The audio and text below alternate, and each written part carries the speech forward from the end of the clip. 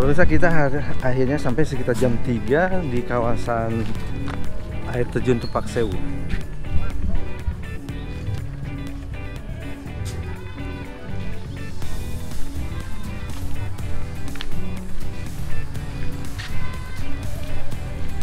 Jadi dari jalan kita terpaksa menyimpan mobil di pinggir jalan karena jalan untuk masuk ke air terjun ini relatif kecil dan truk kami mungkin tidak akan masuk, apalagi kalau ada mobil atau kendaraan lain yang berpapasan di kawasan ini.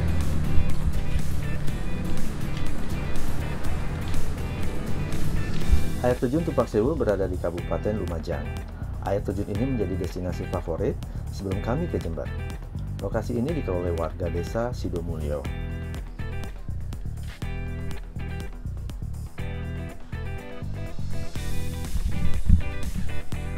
Ya, pemirsa, jarak dari loket ke air terjun Tumpak Sewu ini sekitar 400 meter dan jalannya sudah di beton seperti ini. Dan uniknya sepanjang jalan kami disuguhi kebun salak yang sedang berbuah saat ini.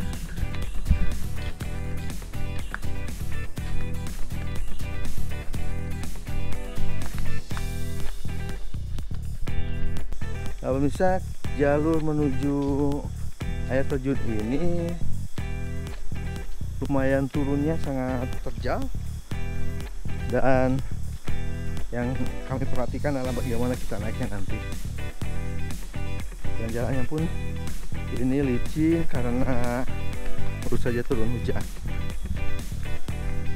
Ya pemirsa, air terjun Tumpak Sewu ini sudah dikenal sejak zaman Belanda, dan ada satu fotonya yang dibuat oleh seorang warga negara Belanda ketika berkunjung ke air terjun ini. Dan menurut informasi yang kami temui dari kelompok Pok Darwis dari air terjun Tumpak Sewu ini, disebutkan bahwa 1000 air terjun ini disebut Tumpak Sewu karena ada kenapa disebut 1000? Karena ada 1000 mata air atau 1000 sungai yang keluar dari atas untuk kemudian turun menjadi sebuah air terjun seperti ini.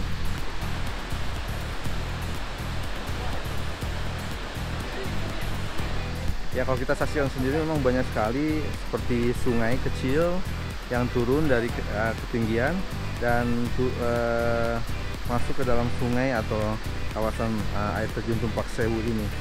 Dan menurut diduga bahwa terbentuknya air terjun Tumpak Sewu ini adanya patahan yang turun, sehingga sungai-sungai yang ada di sekeliling atau mata air yang ada di sekeliling kawasan ini jatuh ke dalam lubang yang sangat dalam ini.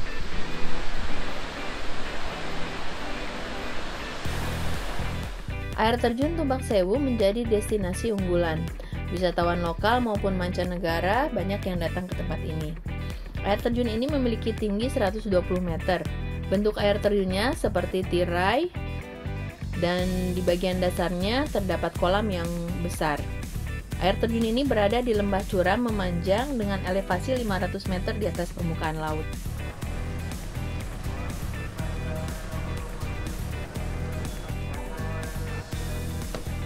Ya pemirsa, alhamdulillah selamat pagi. Kami pada malam tadi menginap di Masjid Rodotul Mukhlisin di kawasan Jember, di kota Jember. Masjid ini sangat istimewa dan indah sekali dari segi arsitektur, dan fasilitas di dalamnya sangat komplit dan bersih, aman, sehingga kami tadi malam menginap di dalam masjid ini atau di halaman parkir masjid ini. Kami bisa tidur dengan nyenyak dan tidak ada satupun yang dikhawatirkan. Dan masjid ini sendiri dari segi arsitektur sangat indah, dan juga fasilitas seperti tidak hanya tempat wudhu, toilet, dan tempat sholat, tetapi juga masjid ini juga memiliki fasilitas tempat makan seperti ini.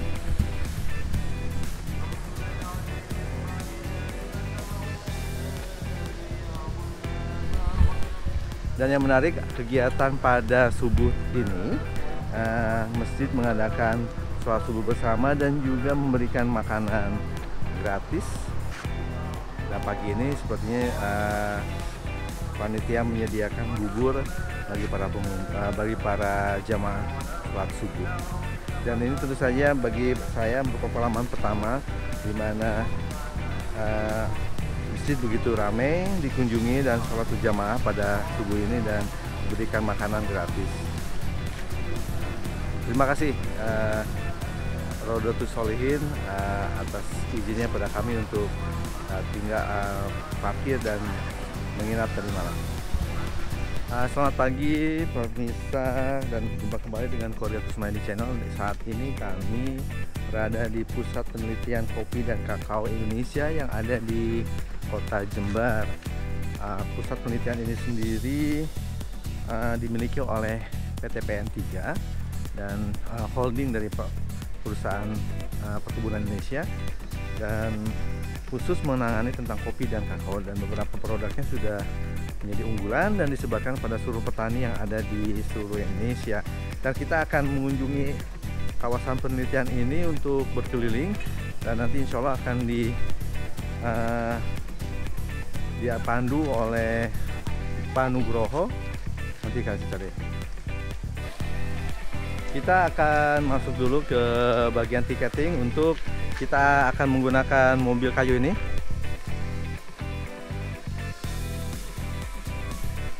Nah, kita akan tiket untuk mobil kayu.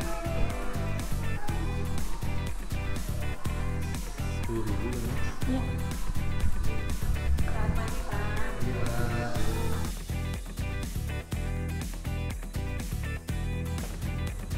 Kami diajak berkeliling menggunakan mobil khusus untuk melihat kebun penelitian coklat.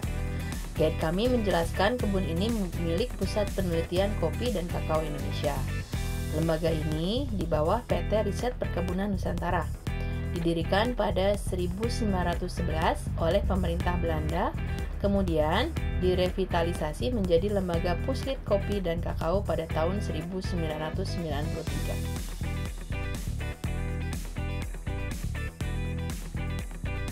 Puslit Kopi dan Kakao Indonesia memiliki 4 tugas. Yang pertama, memberikan jasa konsultasi untuk membangun kebun serta pabrik pengolahan. Kedua, capacity building dengan memberikan pelatihan serta pendampingan kepada para petani. Ketiga, Puslit juga memberikan jasa analisis laboratorium serta kalibrasi peralatan. Dan terakhir, lembaga juga menyediakan jasa sertifikasi di bidang kopi dan coklat. Pengunjung akan diajak untuk mengenal proses pengolahan coklat dan kopi dari sejak dipetik hingga diproses menjadi makanan olahan. Informasi ini diminati pengunjung, terutama para milenial yang berminat membangun kedai-kedai kopi yang sedang menjamur di seluruh tanah air.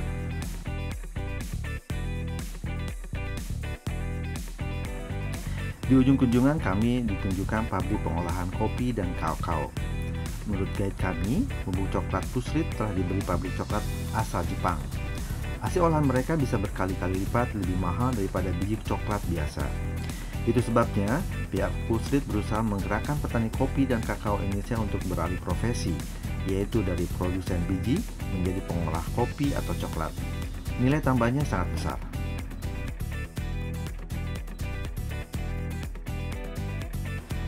Keberadaan Puslit Kopi dan Kakao sangat penting untuk menjaga posisi Indonesia di dunia.